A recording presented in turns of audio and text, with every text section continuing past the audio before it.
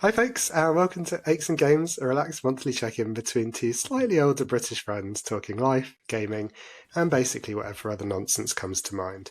We've got a packed show for you this month, including a brand new way that you can get involved with the show, and we'll discuss the news that it's not just us who are apparently only playing older games. But let's start with some intros. First up, don't forget that between these monthly episodes you can catch us at Aches and Games, that's at ACHESANDGAMES, on X, Threads and most social platforms, or on our Facebook page, which you can find by searching Aches and Games, or you can email us at achesandgamespod@gmail.com. I'm Giles Nicholson, I'm Giles Rump West on most things, including socials, Xbox and PlayStation. And joining me as always is my good friend James Hopes. Hi James, how's it going? Yeah, not too bad. Collection's great, which is always good. Yeah, my handles are generally you have to laugh with the number 2 instead of the letter 2. And I'm on all socials as always. I've still got a website, youhavetoLaugh.com, which has blogging and parenting and humoury stuff on there as well. And obviously we get involved with a Facebook page on Aches and Games, which is all good. And on PlayStation Network, I'm Jamesy Boy 1978. And I was on Xbox, as we talked about last month, but then we reset his console because it wasn't syncing correctly. And now I'm not anywhere, so I've disappeared. And I can't remember the password for my username, and it all died. So don't find me on Xbox. I'm never there. So PlayStation or real life, perfectly fine. James referenced the connection. Sorry if there's any hiccups this episode. We've been having some technical gremlins. But again, we love you so much. We are going to fight our way through it. And James, apart from connection issues, how's the last month been for you? It's been okay. So yeah, it's been a busiest month of May. Obviously we've just crept into June, but May involved half term. And it involved Joshua's 10th birthday. So 2 big events, which unfortunately collided this year. So Joshua decided that instead of going on a family holiday to Mallorca, which we were going to do in May half term, he instead decided he wanted to go to Cub Camp in the rain, about 2 hours away from where we live. So he was there in a tent all week and missed his birthday at home. So we had a cake there and he had some cards there, but no presents until we got home on a Saturday. So we had a lovely time, and me and Sarah went off to Cambridge for a couple of nights to make use of the child-free time. Cambridge is nice. Have you been to Cambridge, G? I must have done at some point, but I don't remember going. Certainly haven't been in many years. So is it all sort of punting and toffs, that sort of stuff? Yes, there's punts everywhere. No, the boat was good. We did go punting with a little tour guide on a shared punt. So he took you up and down the River Cam. Obviously, that's why it's called Cambridge, because of the River Cam. That makes sense grammatically, doesn't it? Sure, it should be called Cambridge rather than Cambridge, but there we go. So we had a little tour on that one. He pushed us up and down, told us some fun stories along the river, and it was quite nice. It didn't rain that day, so that was a bonus. It rained the night before, but hey. And we're staying in quite a new sort of hotel apartment type complex called Turing's Lock, which is nice. Very peach. Everything was peach in it. The bathroom was peach. All the tiles were peach. Carpet was peach. All the hallways were peach. Very peachy. But it was pretty much brand new. But amusingly, if you looked on the photos for the advert, it looks like it was sort of out of the 1970s.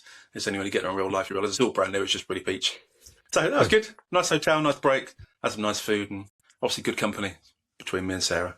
I'm not sure if she'll say the same thing about me, but she was good company. So good fun. Nice to get away for a couple of days. We'll have to listen to her podcast to see what she's how she's recounting the stories. Was it nice to have? Obviously, I know it's very clear. Hopefully, also clear to listeners that you are, obviously very very fond of your son. But I'm sure a couple of days free away together is quite nice as well. Is that quite rare? Yeah, I mean Sarah's podcast is scandalous, so I do recommend following that one. She hasn't got one really. It's a good name for a podcast. Yeah, Scandalous Sarah. Great podcast. But yeah, it was nice to have a few days away. It went pretty quickly. We spent a lot of time worrying about how he's getting on, because obviously in the rain you don't really want to be in a tent surrounded by 10-year-olds. But yeah, he got on fine. Personally, that doesn't sound like my sort of thing. just in case you three are listening. No, indeed. But yeah, nice to have a little break. We got some stuff done, which is nice. So for his birthday, we partially decorated his bedroom a bit. We changed some stuff around and got rid of our old wardrobe that was in there for no good reason. And we've got some wallpaper to put up soon as well. Some cool Northern Lights wallpaper, but it never arrived in time for half term, so we need to do that when he's at school over the next few days. But yeah, nice to have a little bit of break, but nice to have him back. And the only other thing, we've always talked about it every month, is the building work. So the building work is really flying along now at a rate of knots. If you can measure building in nautical terms, I don't know. I think so. But yeah, the walls are pretty much all up now on the rear extension and the side extension. So we're waiting on now is the roof to go on and all the internal bits and pieces. So a lot of progress in a month and a bit. So it's really nice to see. I've been enjoying going up on the scaffolding each day to have a look down from above, like a bird, survey the wonderful sights of Reading. So it's been quite fun looking at the building work and seeing how it's going. So nice to make some progress at last. And now yours is all done, obviously, and we're still waiting for the invite to the house party for the housewarming. Well, I think technically you guys have had an invitation. You just haven't responded. But not for a party. There's no party. We do things in small groups normally around here. So you can come and be the focus of attention, or not at all. That's your options.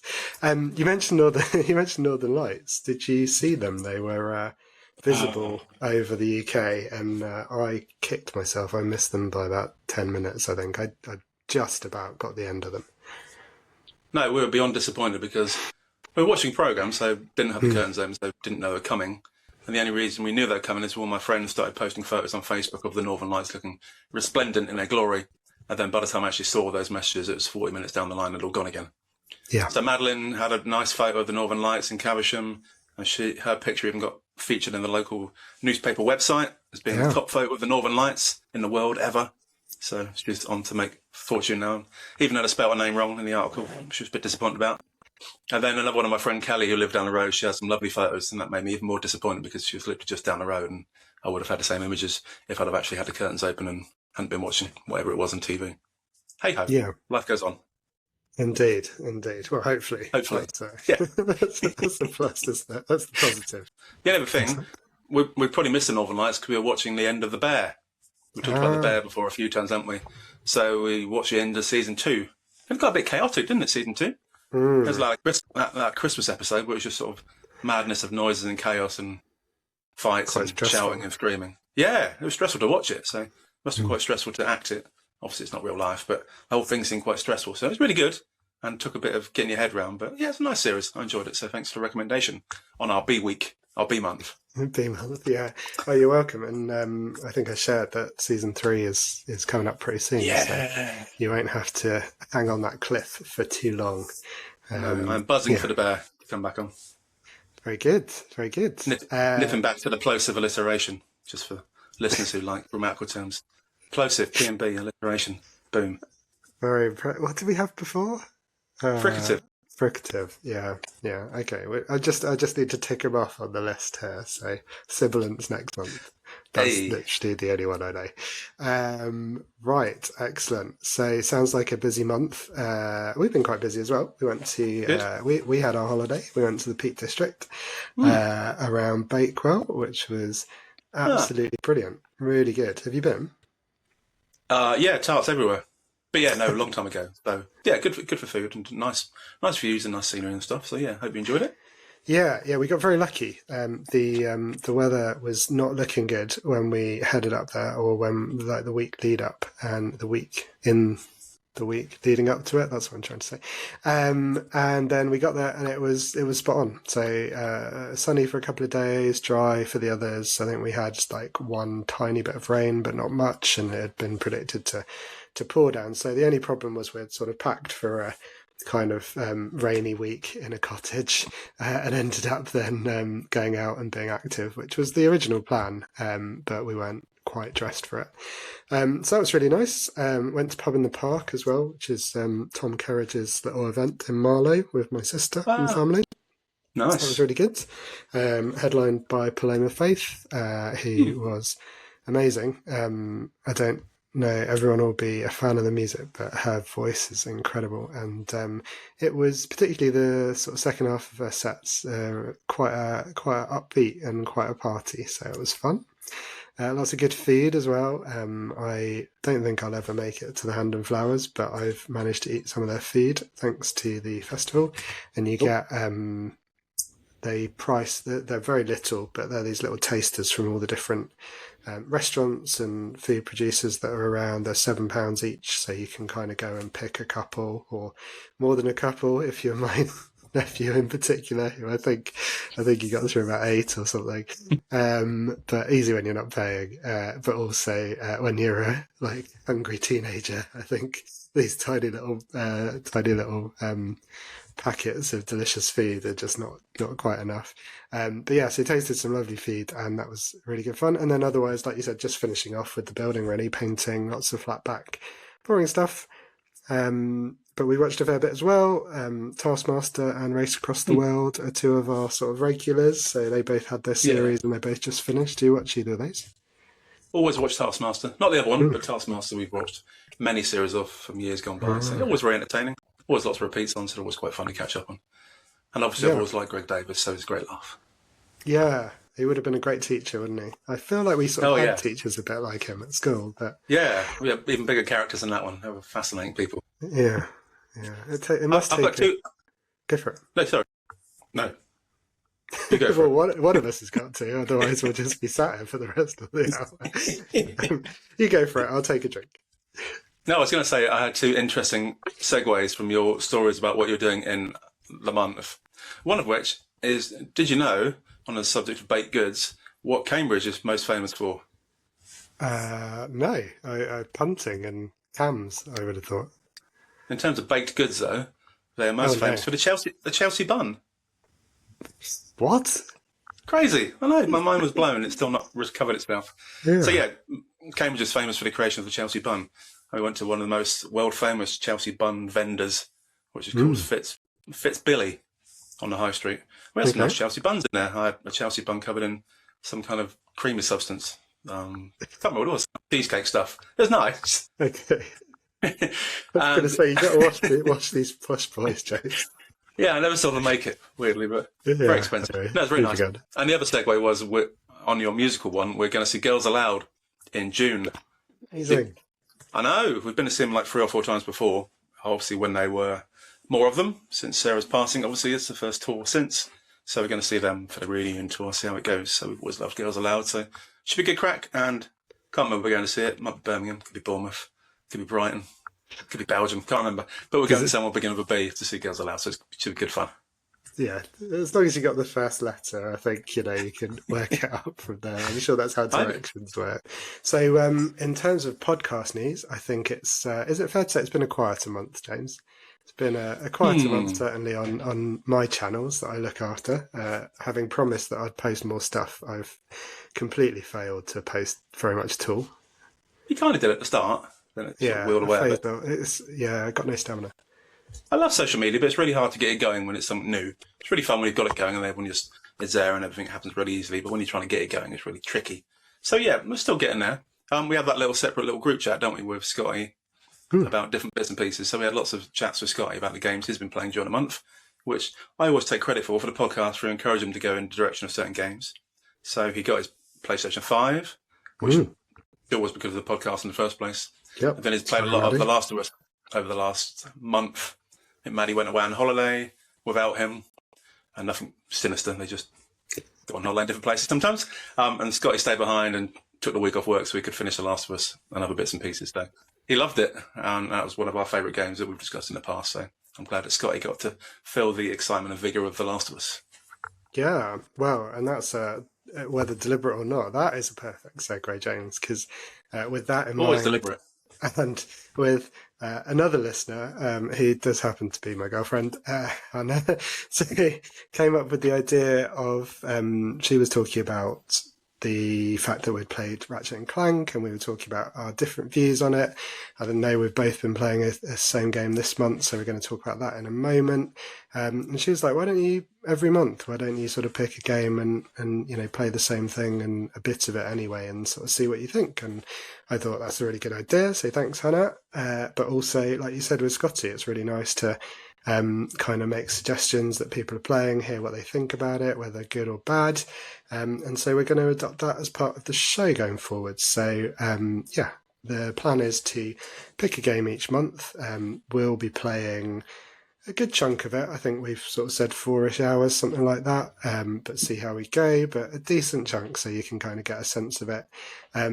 preferably something from a subscription, so that if you're listening and subscribing, then you can also join in without cost. We might change that every now and again. There might be something we both own, but most likely it's from a subscription.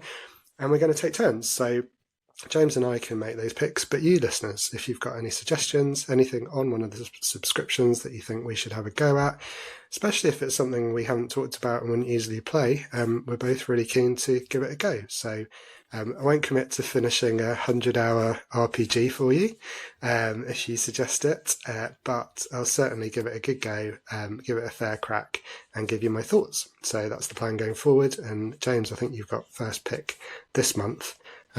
So what did you go for in the end? Yeah, it's a sound plan. It's a really good idea. Much better than the ideas that we come up with. So thanks to Hannah for that one. Always appreciated. So it's one we briefly talked about last month when I was talking about lots of different fun games involving animals. So one of the new things on the PlayStation subscription service is Animal Well, which was a day one subscription service release, I believe. And it just came out straight to being free, or free after you paid for it in advance. So Animal Well is a funny game. It's like we were talking about 8-bit graphic type games last month. So that's one of these type games. The graphics aren't amazing, as you would imagine, from the look of the previews. Obviously, we've not played it yet. And there's certainly lots of spooky looking large cats and rabbits and stuff, which you run around. And it seems to be kind of platformy in terms of stuff. And it seems to be quite scary and looks a bit fun. And it's got cute animals in it and some animals that you have to shoot or they shoot you. But I don't think there's much combat involved. It's mainly platformy and adventure-y. So sounds fun, looks different. So why not? Yeah, and it's got brilliant reviews. Thanks for you gave me a couple of options, so I appreciate the choice, James. But the this one was one on my list as well. It got really stunning reviews when it came out last month, I think, and like you said, released straight into PlayStation Plus. It's apparently quite puzzle heavy, and what really made me interested, and hopefully will make for a good game for the show, is that a lot of the reviewers have talked about kind of having sort of revelation, aha moments, solving these puzzles and wanting to talk to someone else about them. So again, James and I will be playing. If you're listening and you have PlayStation Plus subscription, give it a go, join in. That would be really, really good. We can hear your thoughts as well. That would be lovely. And either you can let us know and we'll read them out on the podcast, or let us know through any of the social media channels how you're finding it. I'm really looking forward to it. James, you mentioned that it's basic graphics. I've got a trivia point about Animal Well that I thought was kind of interesting. Hopefully you and the listeners will agree. Apparently, the game's also noted for its extremely small file size. So anyone playing who's got a full hard drive of games and, juggling those hard drives, PlayStation's not massive, you haven't bothered to open it up and put a bigger hard drive in. It has, the PC version apparently comes in at a total size of 33 megabytes, which is genuinely tiny. The PlayStation 5 version is over 100 megabytes. James, any guesses why it's so much bigger? Because it does magic things. No, it's a great guess. No, I'll put you out of your misery. To be fair, this would be quite a hard one. Apparently, there is a high-resolution image used at in the console's UI. So when you've got a game sort of loaded into the PlayStation and it will have that high-res image in the background. Apparently the image is bigger than the game itself. So of those 100 megabytes, the vast majority of it is just this one really high-res image that you load up when you're about to play. So yeah, Animal Well, we'll let you know what we think in a month's time. But if you're listening and have a subscription, or if you fancy buying it, jump in and join us and tell us what you think. I think that might be one of the geekiest things you've ever said in the podcast, Giles. So congratulations on lowering or raising the tone, depending on how you look at it. So well done for that one. That makes my little pixelated heart sing, James. Thank you. Just to have a little bit of background, when we were trying to come up with the game of the month for this month to play, I gave Giles 36 different options because my ridiculous PlayStation library that I haven't played has got 36 plus bits in it that all look awesome. But I've never got around to playing yet because I keep getting wedged into a newbie that lasts the entire month and then never quite get round to the other 36. So there's loads of good stuff on there which I need to catch up on. So although we both had it in our New Year's resolutions that were trying to cut down our library, I failed abysmally, and I've got about twice the number of things on it now than I did have on New Year's Day. But hey, all part of fun. That is the life of a gamer, especially with the subscriptions when it's free. It's very easy to just add stuff and think, oh, I'll get to that in like 2077 when I'm a brain in a jar. Wonderful. Well, some things you have been playing, James. I know you've been quite busy this month. Shall we segue smoothly, nicely? It's like smashing nicely, DJs. Yeah. Into what we've been playing this month. Yeah, but interestingly, you mentioned 2077. That's one of the games in my library. So there we go. So yeah, nice. Cyberpunk 2077, yeah. I thought it was just randomly out of my brain, but clearly nope. Just all this pop culture just seeping in against my will. Yeah. Nothing's ever random, Giles. Nothing's ever random. Mm-hmm. So yeah, we both, didn't we, played Harold Halibut recently. I talked about it and generally laid into it last month. It was annoying the hell out of me at the time. But then once I got through a variety of failed saves on Xbox Game Pass on PC, I managed to complete the game. And I enjoyed it. I didn't love it. Sort of 6.5, 6.8 type result. It was fine. The story was nice. There was good bits to it. The graphics were cool. Obviously, it's all that stop motion stuff, wasn't it? Like Wallace and Gromit, it looked quite funky and a bit different. But as I mentioned last time, it irritated me in many ways. Like it was still quite slow paced, and I don't really like slow paced things. I like action. Mm-hmm. So it annoyed me for a while, but I got to the end, and glad I got to the end. But I wouldn't ever replay it or wouldn't recommend it to friends and family. It was just okay. Just enemies. Yeah, no, very similar. That's really funny you said that about the score, because I really try to stick to like a out of 10 and not do halves. And I really like the IGN style of reviews where there's like a word associated with the number, because I think that really helps. And they have my version of it slightly different, but 7, same as kind of good. 6 for me is like fair, as in fine, decent, wouldn't sort of go back. I couldn't decide. I was like, I feel like I enjoyed it more than a 6, but that wasn't actually any kind of game related reason. It made me laugh. It made me genuinely laugh out loud a couple of times with some of the stuff that was going on in the dialogue or some of the sort of situations. There was a brilliant kind of couple of montages where you sort of do something and something fairly climactic happen, or sort of a heist of some kind, and then there's a really nice, very Wes Anderson style little montage of the characters kind of going about their life, or even is it Paul Thomas Anderson, the guy who did Magnolia, where it sort of really feels like these little insights into kind of life on the spaceship, and I really liked those. I also really liked some of the relationships between the characters, and there's a bit of philosophical, especially towards the end. Don't know if you remember, there's a whole section where the two lead characters really are sort of sat on a sofa with a very obvious sort of stage light on them, just sort of talking about philosophy while various other bits go on. But yeah, agree with you on the downsides. Far too long for the game that it was, too slow. Made me chuckle, actually. I loaded it up again for very boring reasons. And it's made by a group of people called Slow Bros. I don't know if you noticed that every time you load up. That made me chuckle in a kind of, that makes sense kind of way. Far too slow, with some highlights. You were right about, is it Chasing Dragons? Yeah, Chasing the Dragon. That was a highlight. Weird, crazy, trippy, but crazy. And then for me, the end, which I won't spoil, but was really well done. There was a kind of there was a goodbye kind of moment, and it was very sad. In fact, that slowed you down even more, that section. You could even walk in slow motion, and I did think of you, James, and I thought, gosh, you must be really, this must be killing you. But I really liked that in isolation, and then really happy with the ending. So very strange experience. I definitely, with all the games available, I wouldn't recommend a 6 or a 6.5, but there was something about it, but it was frustrating. It was charming, and you could tell it was a labour of love, but on reflection, was it actually worth the effort of labouring that love? There we go. It was fun. So it's something in the memory banks, but certainly wouldn't be coming out again So yeah, that was that one. So we both Great. completed that one, which is nice. And the other big one I've been doing this month is a game called Disco Elysium, which is such a weird game. You probably remember from previous podcasts I like weird games that aren't not weird. So this one, without spoiling too much of it, you wake up in a hotel room in a place and you've drunk so much and had so many drugs that you've lost all your memories. You don't even know what your own name is. You don't know what your job is. You don't know why you're in a hotel room. And you sort of stumble around for quite a while.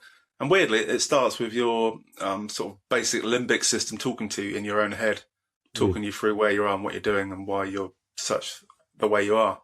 And you can die within like seconds of starting it if you do the wrong kind of thing, because you become so morally bankrupt or so physically unwell that you just die. And then you start all over again. So it's a weird start to the game. But then gradually you walk downstairs to from the hotel room, you meet up with someone else and you work out that you're actually there to investigate a crime. And it turns out you're a police officer and you gradually find out your name and you find all the things that you've lost over the last few weeks and you work out why you're there, and then you gradually start solving some stuff. But you can choose different paths. You can still go back to the cigarettes and the alcohol and the drugs, which gives you a little bit of a sort of a brain boost. You can learn more when you're on drugs, bizarrely. Don't tell the kids, it's not so good. But you can also go straight lace cop and just generally be a hero, or you can deliberately turn yourself into even more of a degenerate than what you started off. So it's really interesting. There's some great plot lines. There's some really interesting text in it. Post some more examples of that in the coming weeks. Now that I've got into it, lots of swearing in it. There's literally nothing that's blurred out. All the words are said apart from one. Strangely, yeah, it's a homosexual slur, and that's the only word in the entire game they blur out and don't say, which is good, I suppose. Yeah. But they've got all the other swear words in there and all the other fun bits, and obviously the drug references and the alcohol and cigarettes and everything else. And really interesting. There's a union involved. There's killings involved. There's a hanging. There's all sorts of things, and you sort of build a relationship with this other police person and gradually work your way through. So I'm loving it so far. It's really interesting. There's also a really strange skill learning system, so you can. You fail at doing something, and that gives you the chance to then internalise a thought. So it takes like 3 hours to internalise a particular thought, and once you've internalised it, it then gives you an extra skill in that area. So you get skill points which you can then spend on different parts of your skill matrix. There's like 16 different skills you've got, or 20 or something like that. And you can choose to allocate points to different ones, and that lets you play the games in slightly different ways. So you come to a particular challenge, and if you've got a particularly high like deduction skill, then you can deduce it more easily than some of the other challenges. So really interesting, takes brain. You can definitely replay it if I ever finish it many times, because you can play a completely different type of route through it with completely different skills and completely different actions. So really good, recommend it to anyone, but not if you don't like swearing or drugs or alcohol or cigarettes. Yeah.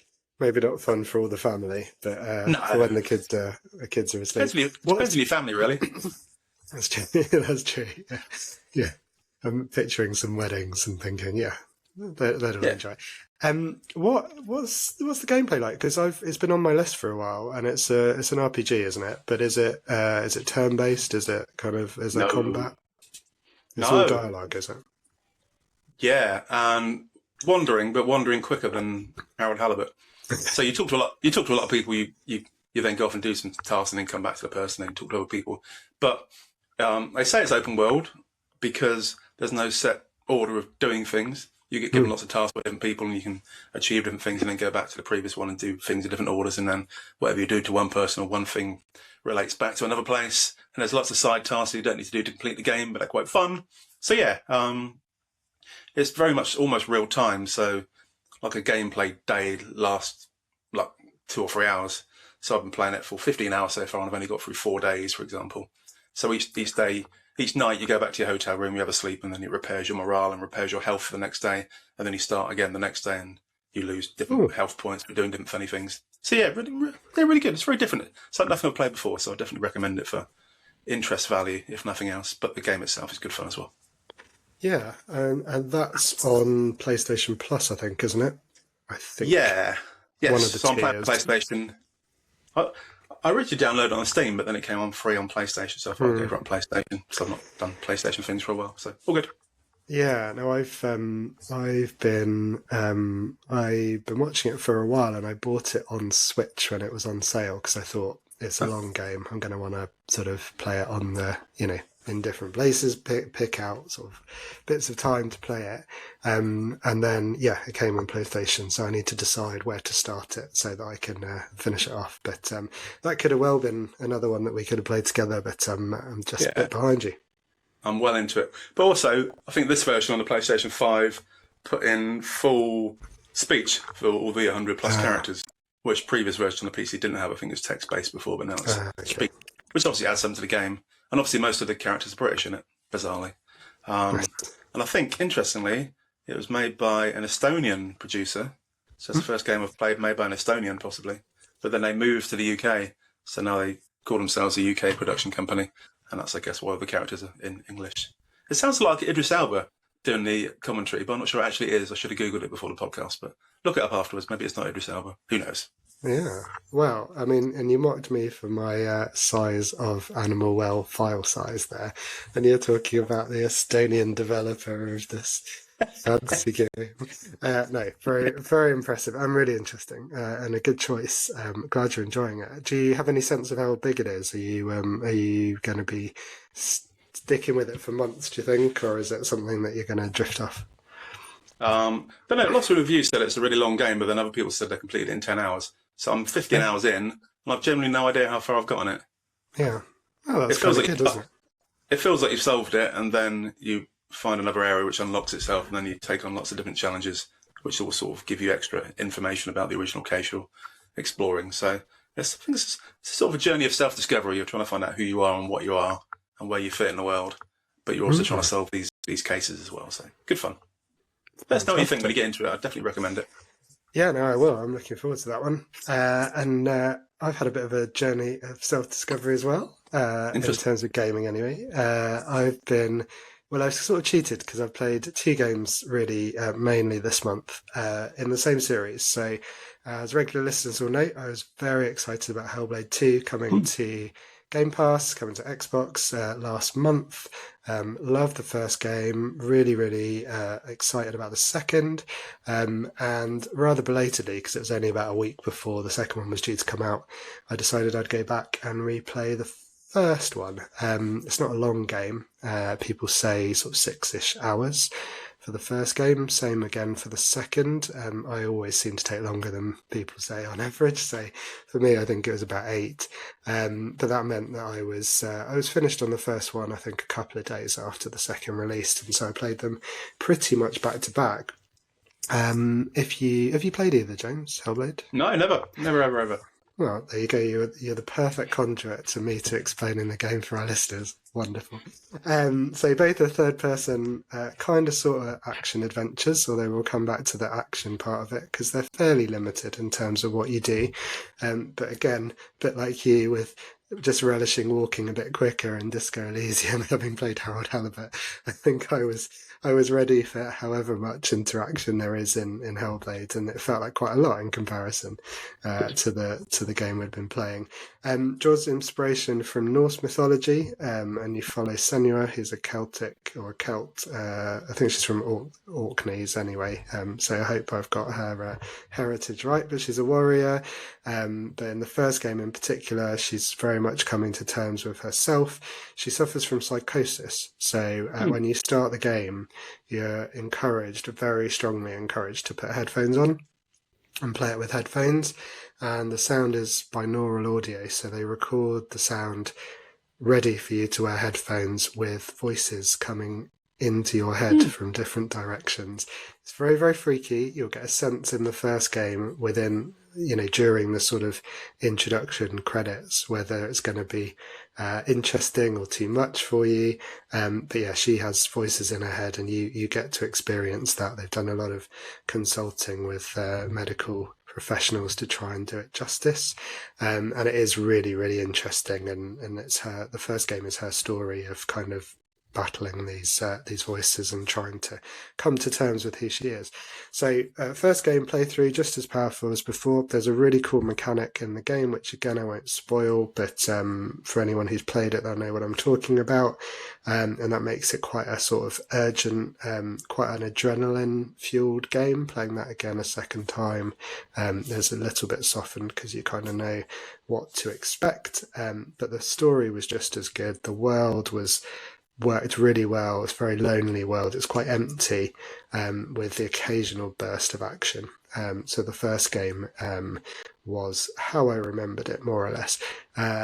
puzzles are not to everyone's taste. They're quite basic, lining things up in terms of you've got these runes and you need to line them up to progress.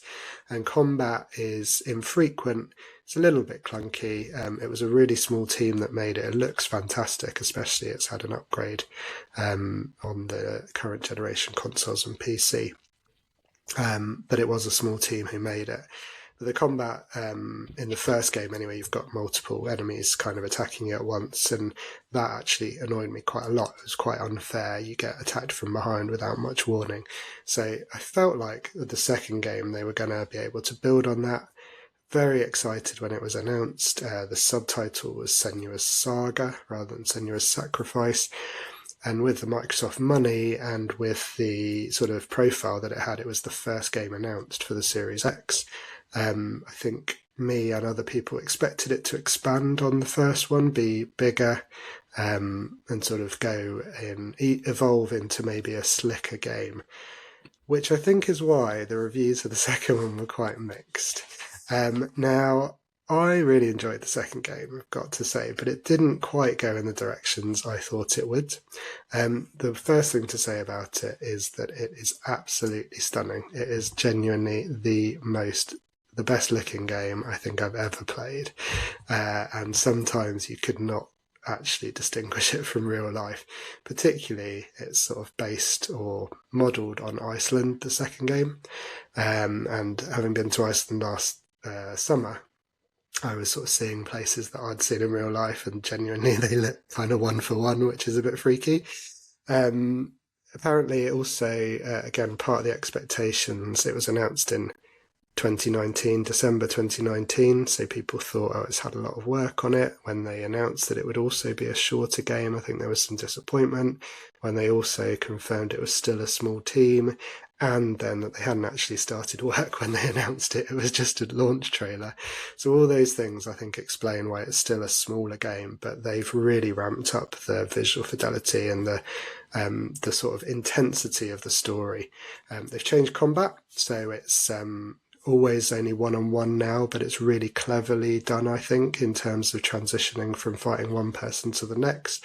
Gives you this kind of chaotic sense of a battleground, a bit like Game of Thrones Battle of the Bastards, or maybe a Bruce Lee movie where the sort of enemies are circling around, but he still ends up mostly taking people on one-on-one, and it sort of feels natural.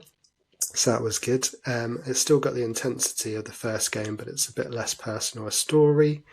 And there's a lot more people in this world, so that helps. And Senua's sort of gone through the events of the first game, so is in a different place, but still hears voices, the Furies they call them, in her head. But there's more people around, so it's really changed the dynamic. But yeah, it's. I think whereas I expected it to be more epic, I didn't need it to be much longer. I've said along many times that I don't want a 40-hour game. I think Last of Us 2 was a great example. A bit more would have been great, and then it was another 10 hours. But I can see also why I think 8 on average is probably right for this game. I sort of think I fall into that category. I think it's a great game. I think it's stunning in a number of ways, but it is still an art house game at the end of the day, and it's not a big sort of epic adventure like The Last of Us or God of War, and I think it's sort of suffered in those comparisons. So yeah, I wondered if you'd like it, James. It's not long, which is good, but I do think you benefit from playing the first one, so back to back that's about 15 hours, probably 15, 16 hours. But really, you mentioned liking weird stuff in the nicest possible way, and I think you'd find, I'd recommend you add the Hellblade games to your list and check it out. And interested to hear if any listeners have played it, because the discourse has been very mixed. Some people love it, some people really, really can't stand the game. I shall make it number 37 and 38 on my library list for the PlayStation. Thank you for that recommendation. Very useful. The only other thing I was going to mention is I finished that game called Inside that we talked about last month as well. As a cute little not platformer, is it? Yeah, kind of platform. Yeah, that's again quite weird. You're sort of running away from baddies, mysterious baddies in masks and dogs, and sort of mermaids that are nasty and bite your bum as you go through the whole thing. So the whole thing is like a little race to the right-hand side of the screen to do stuff. And you're sort of running away from different obstacles and stuff and up and down and swimming through water and getting little vehicles and running around them. Really good fun. And last month we talked about how good it was, but you said the ending was a bit weird. And you asked me you asked me to talk about the ending this month when I got to it. And I got to it. And it was weird. You're correct. Did you, I'll try and avoid spoilers, but did you, was it good weird, or was it kind of head scratching what just happened there, or maybe a bit of both? Yeah, definitely a bit of both. It's quite satisfying, some bits of it, and it made the dynamic different, obviously, because it's a different style of play when you do the end bit. Mm-hmm. And then the right at the end was kind of nice, in a sort of relaxing, sun on the face type of way. So it's a nice ending. It didn't explain at all what just happened and why it was happening and anything about it at all. So I've literally no idea anything that went on. But it ended. The thing happened. Yeah, highly recommend which one? Limbo as well, which is their previous game. Yeah, you said. If you haven't had a chance. Similar but different, and also a very... well, I'd say a less ambiguous ending, but also an interesting ending. So add that to the list. But no, glad you enjoyed it. And another nice short game. We're waiting, I think, to hear what that team have done next, because one of them went on to make Cocoon, which was one of my games of last year. Very different sort of game. Another, I think, went on, or it was heavily influenced, the game Planet of Lana. But I think the core team that developed Inside and Limbo, I don't think they've made anything since, and it's been a while, so see what they've got cooking. Yeah, so that was what we've been playing so far. What's coming up? There's some interesting stuff happening at the moment. State of Play. PlayStation had another little stream recently. They've also got their Days of Play promotion as well. So if you are listening and you don't own the hardware, there's some good promotions. I saw if you buy a PS5 or a PSVR direct from Sony, you get 12 months of Netflix Premium, which works out as quite a big chunk of the cost of that if you're a subscriber anyway. Yeah. Games on offer as well, and some extra free stuff coming to PlayStation Plus. But State of Play, James, did you see anything on there? Anything stand out before we move on? I did watch it, amusingly. I'd never heard of it until the podcast started, but this time it was on 11 o'clock at night. I was in Cambridge at the time, just about to go to bed, and I thought, oh, State of Play is starting. I better watch it so I can impress and entertain my friends. So I watched it for about half an hour. And it's all right. Nothing massively exciting in there. Astrobot, obviously, is a cracking game. That was the first game everyone always plays on the PlayStation 5 to test out the functionality of the controller. Even though you don't like the PlayStation controller, it is awesome, so you're incorrect. I'm looking forward to that one. That was also the best game on the original PSVR, some would argue. But obviously this time around it's just going to be on straight up PlayStation 5. It's meant to be a lot bigger, a lot longer, and not probably so technologically reliant. And there's going to be lots of old characters on and lots of things from PlayStation's past, which sounds quite fun. So I'd definitely be hooking that one up because Joshua was really keen on that one and I enjoyed it as well. So that was probably the highlight. But there's also a couple of other bits on there. They gave a launch date for Silent Hill 2, didn't they? And they gave a bit of a trailer for that one. Interestingly, the graphics for Silent Hill 2 probably look as bad as anything I've seen on a current generation console, bizarrely. Look, it's sort of a PlayStation 3 type game. It's quite polygony and not particularly realistic. But the game itself looked fine. I've never actually played the original Silent Hill 2, so it'd be nice to see the remaster of that one on a new system. But based on the trailer, it didn't look thrilling in terms of graphics. And we've just been talking about graphics a lot. That was probably worth pointing out that it looked like arse compared to lots of modding games, which is a bit weird. But the other thing I spotted on there was Path of Exile 2. And the only reason I mentioned that one, it's not coming out until the end of October, but it's because it's an action RPG, but it's got a couch co-op on it. And I am a big fan of couch co-ops.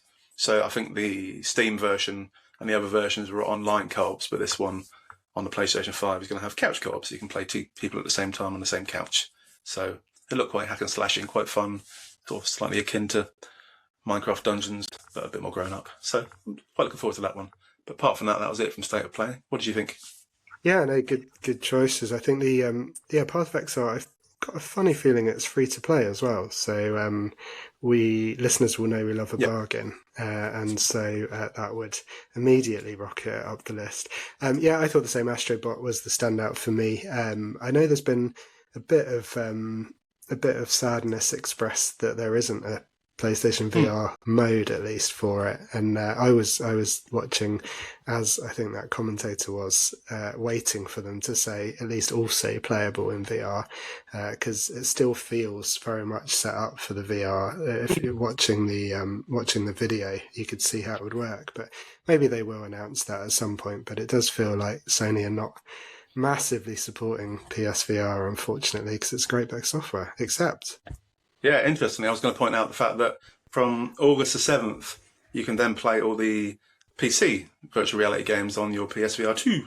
So that's been announced as a launch date for the adapter for it. So you just plug in your PSVR 2 headset into your PC, and then you can play all the Steam VR games, and there's thousands of them. So it kind of really bumps up the number of games you can play on the PSVR 2. You might not get all the functionality that you would normally get on a PSVR 2 game, which is designed for the PS5, obviously, but you'll get loads and loads and loads of games to play, which you haven't done before. So that'd be a definite bonus for anyone who already owns one.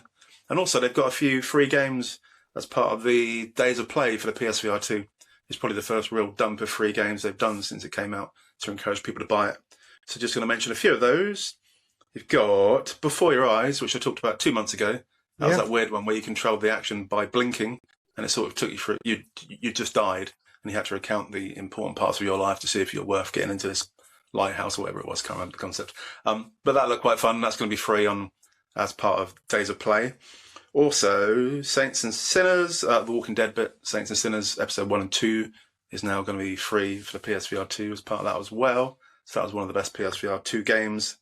Synth Riders, it looks fun as well. It's sort of a beat-based game, which scored very highly on all the reviews as well.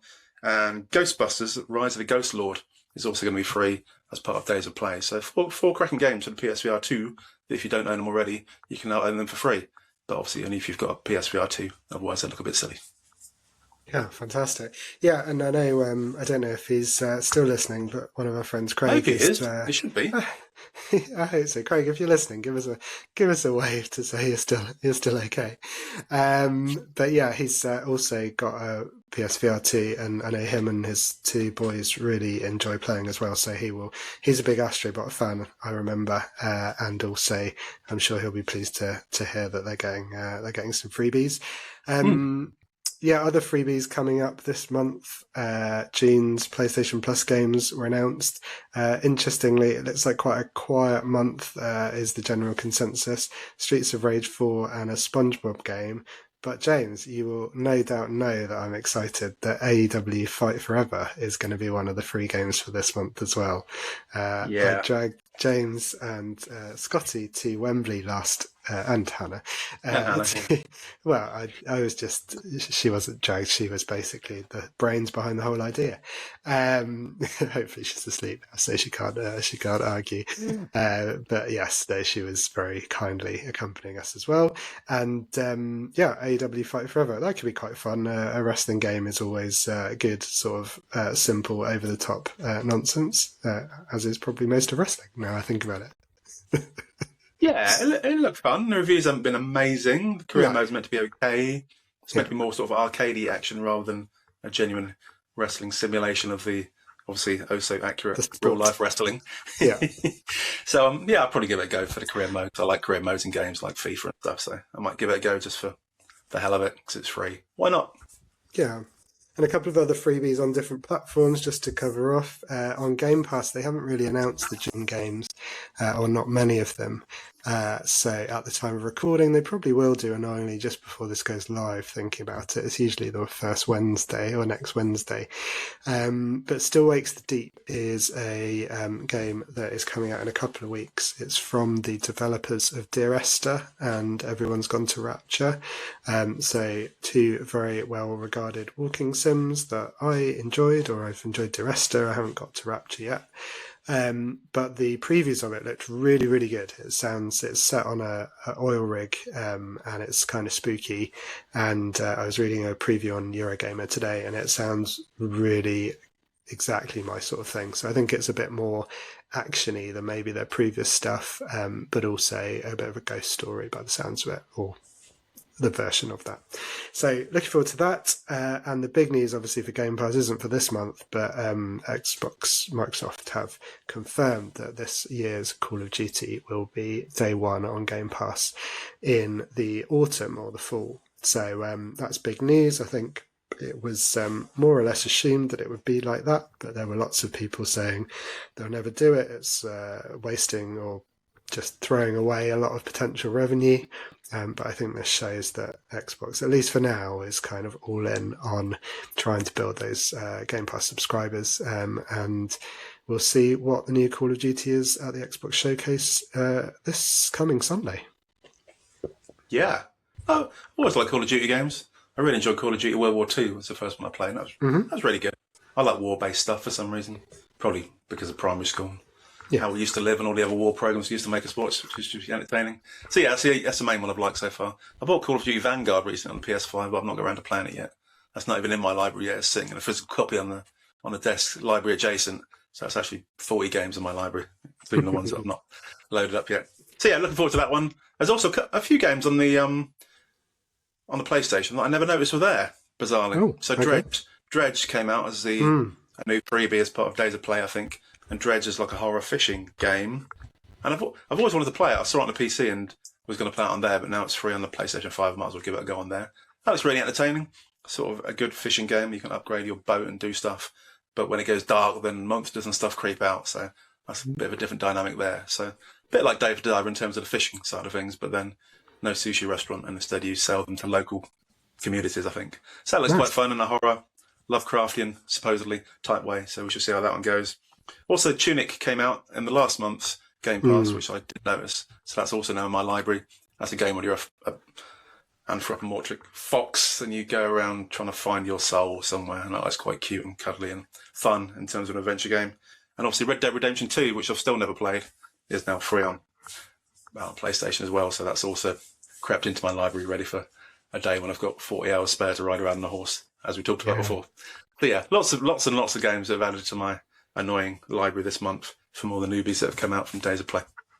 Fantastic. Gosh, there is a lot happening, isn't there? And it's we're sticking to the first Friday of every month, but we are also just recording before Jeff Keighley's Summer Games Fest. So there'll be more announcements. There's the Xbox Showcase on Sunday, just after this episode will go live. There's the Call of Duty show straight afterwards. There's a Ubisoft event. There's loads of stuff. So it's a busy time in gaming, and anything notable that we think of, or anything that we think is notable, check out our socials. I'm sure we'll be posting about what we thought. James has given me the thumbs up on video. He was keep plugging those socials. We'll get the traction at some point. Awesome. Right. Okay. Well, on to our topic of the month. As I said, in future, we're going to do this monthly game, which we're going to see sort of how much time we have for main topics. We might not do them every month. We might do some specials in the future. We're going to mix it up, as you might have been able to tell from the intro. But for the time being anyway, I saw this, I don't know if you'd seen it already, James, but saw this article, or a number of articles coming off a tweet that a guy called Chris Dring made. He works for Game Industry Biz, or certainly did. There's been more layoffs, unfortunately, but I think Chris is safe. And he was sharing some interesting stats. Sony also talked about this on their recent investor conference. So this is really about how people aren't really playing new games. So there's huge numbers of people owning the consoles, playing games on PlayStation, Xbox, or on PC, or on Switch. But actually half of Sony's users are still on PS4, so the last generation, and that's 3 years in. And only 8% of the time spent is actually on any new games, and a good chunk of that was on new iterations of series, like things like FIFA and stuff like that. I think it was 3% of time is for new IP, which is crazy when you think about how much these games cost to develop and how few people are actually spending their time on them. Apparently, a large part of this is due to games like Fortnite and Destiny and Minecraft, which have been constantly updated, and people are just playing the same stuff that they enjoy. But James, I wondered if you had any thoughts on this phenomenon. Easy for me to say. Yeah, probably. I mean, stats are always interesting. You can prove whatever you want to with stats, as we know over the years. Um, the PlayStation 4 against PlayStation 5 bit's interesting, I think.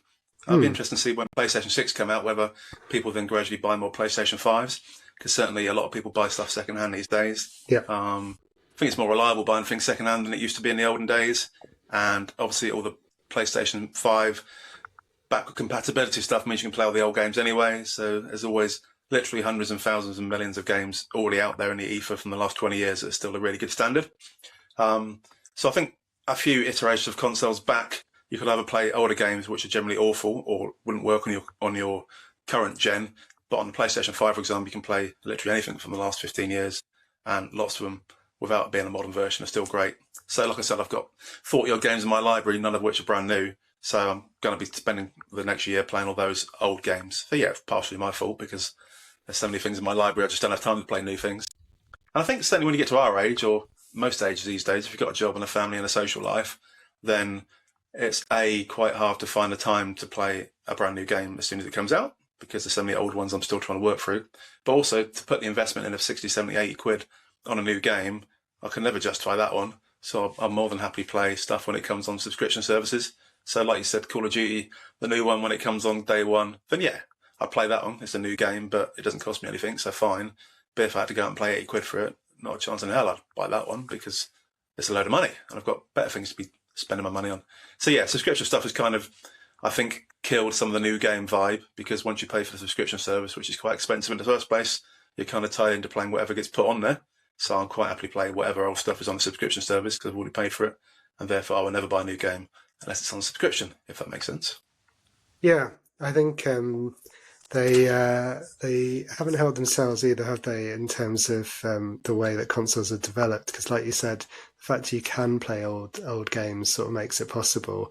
Then the fact that games get updated so much as well means that they're still live. You know, you look at Fortnite or Minecraft or any of those games there, especially Fortnite. I mean, it changed completely a number of times, sort of every season. But even when it launched, it wasn't the Battle Royale game that it is now. So it's completely transformed, really. It's not the same game. And those things in combination, along with, I think, the fact that when things come out, they're often quite buggy. And so you tend to get a better version by waiting anyway. So I think lots of good reasons to wait. But yeah, financial is definitely the main one for me as well. And I don't know about you. Because I don't tend to play online, I don't feel like I'm really missing out by waiting. I mean, maybe I can't join in the discourse on a sort of social media platform, and maybe I get things spoiled, although I've done quite well to avoid various spoilers, which I shouldn't say, because there's probably someone on the internet who'll take that as a challenge and just send me all kinds of endings now. But I don't think the sort of FOMO's there, and the fear of missing out. It's I'm just quite happy to pick things off that look interesting, and some of those are £3 games or 79p games on Steam can be something that grabs your attention, can't it? I've kind of got into it a bit more since we've been doing the podcast, because I must admit, up until we started doing the podcast, I wouldn't have a clue what new games were coming out, what had just come out, and what had been out for 5 years. I just see some kind of like and play it. I didn't really care when it came out. But now, since we started doing this one, we've been watching the preview shows and all the state of play and bits and pieces, then I know what's coming now. So I get more of a sense of excitement for upcoming stuff now that I never used to get. Still doesn't mean I actually play it because I'm tight. But the sense of excitement's back. But also things like Minecraft. Obviously, Josh has been playing Minecraft for years now. I still can't see the point, but there we go. He loves it. And lots of people do, apparently. But whatever generation of console you get to, Minecraft is never going to look any different than it looks on Minecraft, because it's perfectly playable on PlayStation 3, 4, 5, or your tablet or phone or scrap of paper. It looks exactly the same. It's budget. But you're never going to buy a new console or be encouraged to buy a new console to play a game like Minecraft or even Fortnite. They're all fairly standard basic games you can play in any format. So it doesn't matter what you've got. They're going to be there for the next 5, 10 years probably. So they're always going to be leading the way unless something brand new comes out which takes over. And I can't imagine any particularly brand new genres that have not been tried over the last 20 years that's really going to capture someone's imagination. I can't think of a game from the last 5 years, for example, that's really blown off and been like amazing, one of the best-selling games of all time, unless you can. Well, that's putting me on the spot. No, not really. I think, I mean, Destiny 2 is 10 years old, isn't it? So that was probably the most recent thing, I think. I don't know if Fortnite was after or before, but things like Fall Guys definitely had a moment when it was released on PlayStation Plus as a free game, and then it went free to play. It had another surge. I think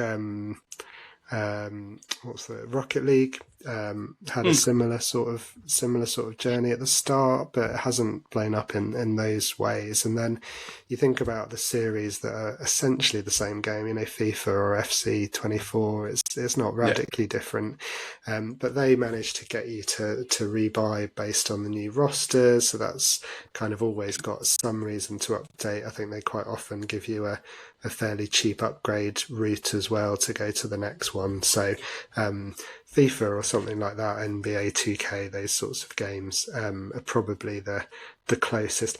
I think the other thing we're probably missing, because I'm not sure about you, I've not played it online, is Grand Theft Auto. So Grand Theft Auto 5, but still that was out on the previous generations. Was that even, thinking about it, was that even PS3? No, it was PS4, wasn't it, I think.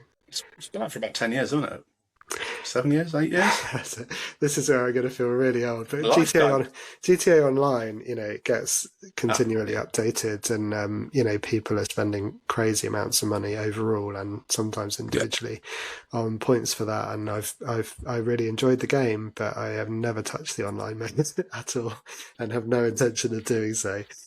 So maybe we'll see when GTA 6 comes out next year. That might be the one to maybe kind of be the next big push. But yeah, it's been a long time coming for sure. Yeah, and like I said, the other big thing is PlayStation 4, that generation with the Xbox One. I think that pushed the boundaries quite a lot compared to the previous generation, but the PlayStation 5, and Xbox Series X, although they're technologically amazing, I don't think anyone's particularly exploited it massively to set it massively apart from the PlayStation 4. So you can probably play any game on a PlayStation 4, and you might notice a bit of a difference graphically to playing the same game on a PlayStation 5, but not enough to make you never want to play on a PlayStation 4 or to upgrade if you already had a PlayStation 4. There's not enough gap yet technologically between the two to make the investment worthwhile, apart from people like us who always buy new stuff because we like feeling like we've got it all. It's funny, isn't it? We're talking about this about games and not kind of rushing into the new stuff, and here we are with all the latest tech really between us. So maybe there's something there in terms of the slightly older gamer. Maybe they like the gadgets, but then kind of start to retract. Was there ever any time in gaming when you used to buy things new or ask for things new? I'm thinking when I was much younger, I'd sort of, be lucky to get something for maybe for birthday and Christmas, maybe even combined back in the day. But beyond that, there was definitely a short period where I did pre-order a couple of games, sort of early 20s. But I can't think of a long time where I've gone out and bought things brand new. No, I mean, my Spectrum was the only thing I ever asked for. Then the Atari Lynx and the CD32 were both technologically advanced at the time, and I like the idea of them because they look cool on the back of the boxes. But no, it's been a lifetime. As you know, I stopped playing any games at all for about 10 years before we started getting back into it during lockdown. So I couldn't care at all about what came out during that time. But recently, like I said, I've got back into looking at the previews and stuff and getting excited about things, but not excited enough at my age of 45 to spend the money. So the excitement is tempered by the cost-benefit analysis these days. Whereas when I was younger, then it's my parents' money, so you could just beg and get really excited and finally win on your birthday or Christmas. Now when it's your own money that you're earning, not quite so keen. It's a bit different, isn't it?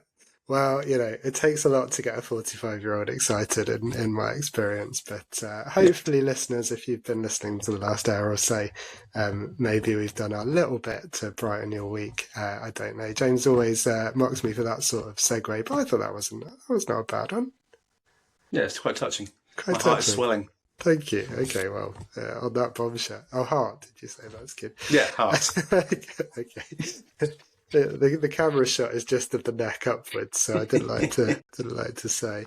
Well, before we get delisted for explicit content, that's probably the show, James. Please remember to like and subscribe to the podcast, and consider giving us a 5-star review to help push us up those searches.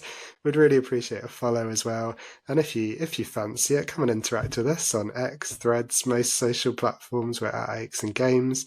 Particularly our Facebook page. James is going to do the begging face as if we're on X Factor or Britain's Got Talent now on camera. Perfect.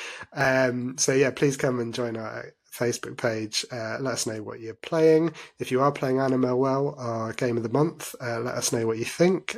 Keep it spoiler free if you can. Message us either through those platforms or by emailing achesandgamespod@gmail.com, and we'll give you our thoughts on the game next month. I'm Giles Nicholson. I'm Giles Went West on most things. And how about you, James? Yeah, I was going to say I'm living in a cardboard box at the moment. All my pets have died and I have no family left and no friends. So please do accept the sympathy vote and come and join the Facebook page just to say hi and make me feel like I've got a point in the world. Yes, no, that's it from me. Like I said, you have to laugh on all socials. Come along to the Eggs and Games page. JamesBoy1978 on PlayStation. And please do give Disco Elysium a go because it's really awesome. And obviously Animal Well, and let us know what you think. If you've got any other recommendations, as always, for this month or for Game of the Month to try out for next month, and please do flag them in the interim. But whatever you're doing, have a lovely month. Yeah, thanks, James. See you next month, everyone. First Friday of the month for more Eggs and Games. Cheers. Bye.